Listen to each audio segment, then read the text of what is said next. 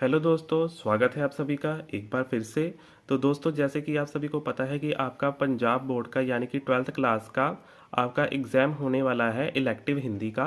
तो उसके लिए मैं आपके लिए एक मॉडल टेस्ट पेपर के साथ एक वीडियो लेकर आया हूं, जो कि आपको बहुत ही हेल्प करेगा आपके एग्ज़ाम के लिए।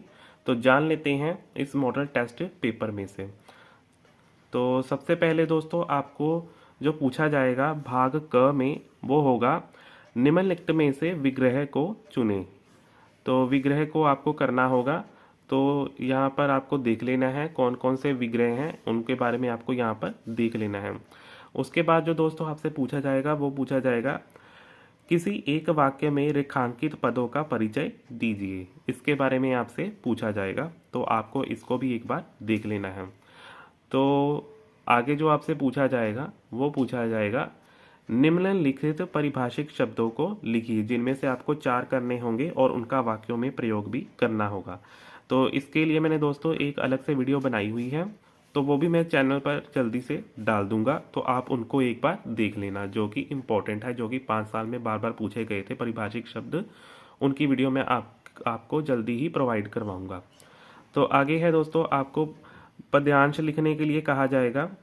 तो यहाँ पर जैसे कि पहला दिया गया था, मेरी भव बांदा हरो राधा नागर सोई, ये आपको देख लेना है, ये मोस्ट इम्पोर्टेंट है, इनको आपको एक बार देख लेना है। आगे जो आपसे पूछा जाएगा, आपको ऑप्शन दी जाएगी, आपको एक दो दिए जाएंगे, उनमें से आपको एक करना होगा। तो यहाँ पर आपको जो दूसरा दिया गया है वो दिया गया है रूप रागना रेख रंगना जन्म मरण विहीन आदिनाथ अगाध पुरख सुधर्म कर्म प्रवीण। तो ये आपको दोस्तों यही देख लेना है अपनी पुस्तक में से, जो मोस्ट इम्पोर्टेंट है वही मैं आपको बता रहा हूँ मॉडल टेस्ट पेपर के द्वारा। तो आगे जो आपसे पूछा जाएगा वो ये है कि अब अश्रु दिखलाओ नहीं, अब हाथ फैलाओ नहीं, ये भी आपको एक बार देख लेना है।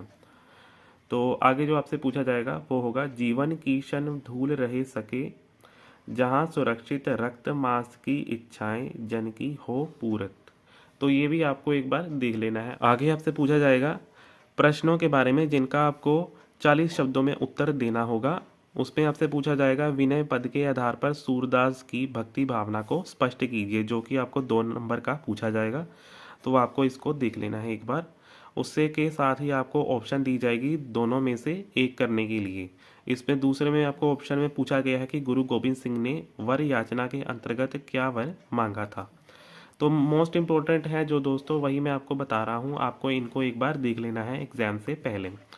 आगे आपसे पूछा जाएगा सच्चे वीर पुरुष का स्वभाव कैसा होता है। इसी के साथ आपको ऑप्शन दी जाएगी सांप कविता का उद्देश्य स्पष्ट करें।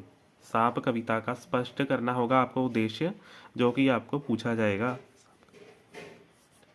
आगे आपसे पूछा जाएगा गद्यांश की प्रसंग व्याख्या करनी होगी, जिसमें आपको क्या होगा कि एक क्वेश्चन दिया जाएगा, जिसमें जैसे कि यहाँ पर दिया गया है खिड़की के पास खड़े होकर सिरचन ने हकलाते हुए कहा यह मेरी ओर से है, सब चीज़ है दीदी, शीतल पाटी चिक और एक जोड़ी आसनी, कुश की गाड़ी चल पड़ी। तो ये दोस्तों आपको देख लेना है आपकी, यानी कि ये किसने कहे और कब कहे और कहाँ से कहे। तो ये आपको देख लेना है एक बार अपनी पुस्तक में से।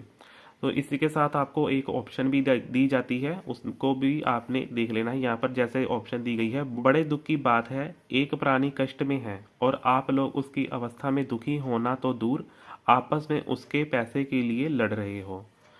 तो आगे दोस्तों आपसे पूछा जाएगा वो पूछा जाएगा 100 शब्दों में प्रश्न उत्तर पूछे जाएंगे। उसमें आपसे पूछा जाएगा जापान के आशियों की वीरता का उदाहरण प्रस्तुत निबंध के आधार पर लिखने के लिए आपको कहा जाएगा।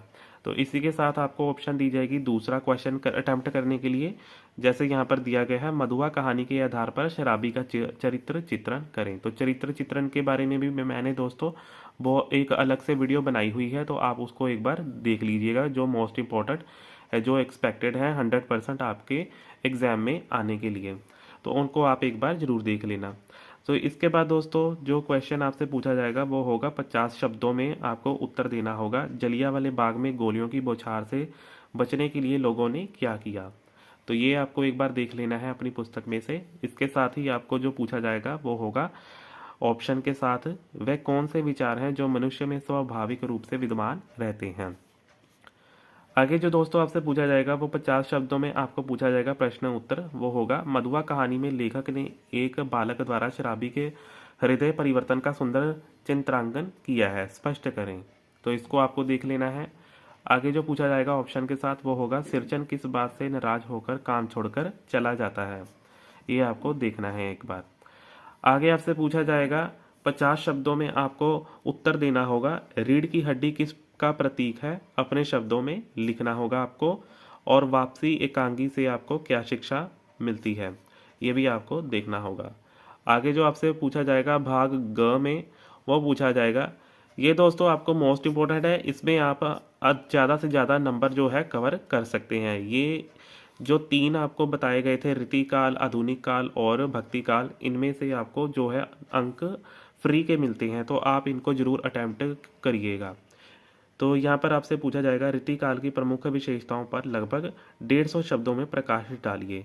तो प्रमुख विशेषताएं जो है दोस्तों आपको करनी होगी, चाहे फिर वो रीतिकाल की हो, भक्ति काल की हो या फिर आधुनिक काल की हो, इसको आपको करना होगा। इससे आपको फ्री के नंबर मिलते हैं। आगे आपसे पूछा जाएगा बिहारी की सतसई पर लगभग 150 शब्दों में टिप्पणी लिखिए। आगे जो पूछा जाएगा आपसे, हिंदी के आधुनिक काल की राजनीतिक परिस्थितियों पर लगभग 150 शब्दों में प्रकाश डालिए या लिखिए उसके बारे में। और आपको ऑप्शन दी जाएगी, उसमें आपको पूछा जाएगा प्रयोगवादी काव्य धारा की प्रमुख विशेषताओं पर लगभग 150 शब्दों में लिखिए। आगे आपसे पूछा जाएगा निम्नलिखित वस्तुनिष्ठ प्रश्नों में से किन्हीं 4 के उत्तर देने होंगे आपको। आपके रीतिकाल या आधुनिक काल या फिर भक्ति काल में से आपको क्वेश्चन पूछे जाएंगे, उनके बारे में आप सबको 4 क्वेश्चन देने होंगे। तो यहाँ पर पहला जो क्वेश्चन पूछा गया है वो है, रीतिकाल के किस कवि को कठिन कवि का प्रेत कहते हैं। तो देख लेना है आपको। रीतिकाल के नीतिपरक काव्य लिखने वाले 2 कवियों के नाम लिखने होंगे। किन्हीं 2 रीति मुक्त कवियों के नाम लिखने होंगे। आर्य समाज के संस्थापक कौन थे, उनका नाम लिखना होगा। भरतेंदु का पूरा नाम लिखना होगा। इसके साथ ही महादेवी वर्मा को आधुनिक युग की मीरा किस प्रकार कहते हैं, उसके बारे में आपको बताना होगा। भाग घ में आपको पूछा जाएगा निम्नलिखित में से किसी एक विषय पर लगभग 250 शब्दों में निबंध लिखने के लिए आपको कहा जाएगा, जिसका क्या होगा कि आपको 1.5 या 2 पुष्टों में यानी कि 2 पन्नों में आपको ये जो निबंध लिखने के लिए कहा जाएगा। तो आपको जो निबंध दिए जाएंगे वो होंगे भ्रष्टाचार की समस्या पर, लड़का लड़की एक समान है, मेरे जीवन का लक्ष्य और नारी और नौकरी के बारे में आपसे पूछा जाएगा, जो कि 10 नंबर का आपको निबंध लिखने के लिए कहा जाएगा आपके एग्जाम में। आगे भाग ड़ में पूछा जाएगा आपसे, वो होगा निम्नलिखित अवतरण का हिंदी में अनुवाद करने के लिए आपसे कहा जाएगा। जैसे कि यहाँ पर आपको एक पंजाबी में दिया जाएगा और उसको आपको हिंदी में ट्रांसलेट कर कर लिखना होगा। तो इसके आपको 4 अंक मिलेंगे। आगे आपसे जो पूछा जाएगा वो पूछा जाएगा किसी एक प्रश्न का उत्तर देने के लिए। इसमें आपको पूछा जाएगा कि आपका छोटा भाई उम्र 8 वर्ष, कद 4/2, रंग गोरा, घर से बाजार सामान लाने गया, लौटकर नहीं आया, उसके लिए आपको गुमशुदा होने का एक जो है विज्ञापन लिखना होगा। उसके बारे में आपको विज्ञापन पूछा जाएगा या कोई और विज्ञापन किसी रूप में पूछ लिया जाएगा। तो इसको आपको अटेम्प्ट करना है। ये फ्री के नंबर होते हैं दोस्तों, आपको इनको करना होता है, तो इससे आपको नंबर जो है अच्छे मिल जाते हैं।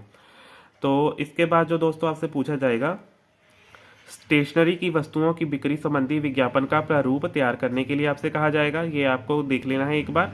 इसके बाद जो आपसे पूछा जाएगा वो होगा चौपाई अथवा दोहा छंद के लक्षण बताते हुए उदाहरण भी लिखने होंगे। ये भी फ्री के नंबर होते हैं, इसको आपको देखना है एक बार।